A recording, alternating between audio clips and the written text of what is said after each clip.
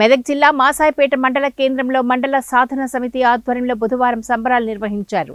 తెలంగాణ రాష్ట్ర ప్రభుత్వం 13 గ్రామాలను కలుపుతూ మాసాయిపేట మండలాన్ని ఏర్పాటు చేస్తూ గెజిట్ విడుదల చేయడంతో హర్షం వ్యక్తం చేశారు. స్థానిక తహసీల్దార్ కార్యాలయం వద్ద టపాకాయలు కాల్చి మిఠాయిలు పంచుకున్నారు. అనంతరం అంబేద్కర్ విగ్రహానికి పూలమాల వేసి ఘనమైన నివాళి అర్పించారు.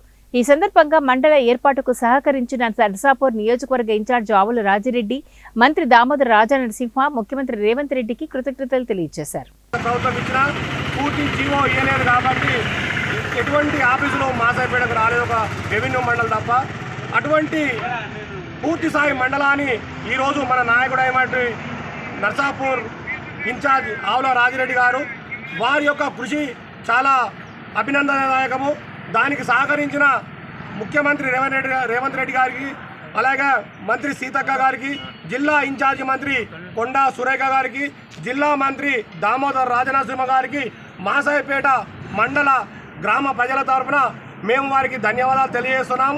ఇప్పటికైనా, ఎందుకంటే మాసాయిపేట గ్రామ ప్రజల్లో ఒక అపోహ ఉండే, అసలు మండలం అవుతుందా కాదా, గత ప్రభుత్వం ఇచ్చింది, దాన్ని పూర్తి స్థాయిలో ఇంప్లిమెంట్ చేయలేదు కాబట్టి ఇది అవుతుందా కాదా, ఉంటుందా పోతుందా అనే అపోహ ఉండే. అటువంటి అపోహలకు తావు లేకుండా ఈరోజు మన నాయకుడైనటువంటి రాజిరెడ్డి గారి కృషి చాలా గొప్పది. ఎందుకంటే చాలా కష్టము.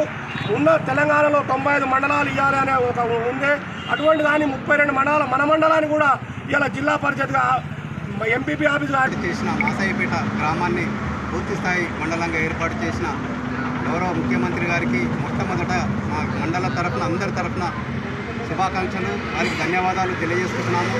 అలాగే ఈ కార్యక్రమంలో అత్యంత కీలక పాత్ర వహించినటువంటి మా నర్సాపూర్ ముద్దుబిడ్డ, మన గ్రామ ముద్దుబిడ్డ ఆవుల రాజిరెడ్డి గారికి ప్రత్యేకంగా అభినందనలు తెలియజేస్తాం. ఎందుకంటే తన సొంత గ్రామాన్ని చేయాలనే తపనతో ఆయన గౌరవ మంత్రివర్యులు కొండా సురేఖ గారితో, అలాగే పంచాయతీరాజ్ మినిస్టర్ మన సీతక్క గారితో, దామోదర రాజనరసింహ గారితో చాలాసార్లు వాళ్ళతో ఇంటరాక్ట్ అయ్యి ఈ మా మండలి ఎట్టి పరిస్థితుల్లో కావాలని, ఎందుకంటే ఎంతోమంది మమ్మల్నే చూసి పాత మండలంలో ఏమున్నది మీ మండలంతా మళ్ళా యాజిటీస్గా ఎల్దుర్తిలో కలవాల్సిందే, ఎందుకంటే ఒక రెవెన్యూ మండలి అనేది దానికి పూర్తి స్థాయి అధికారం ఉండదు కాబట్టి మీకు మండలి కాదని మమ్మల్ని ఎక్కిరించే స్థితికి వచ్చినప్పుడు గత 3 సంవత్సరాల నుంచి పడ్డ బాధ గౌరవ రాజిరెడ్డి గారి కృషి ఫలితంగా ఈరోజు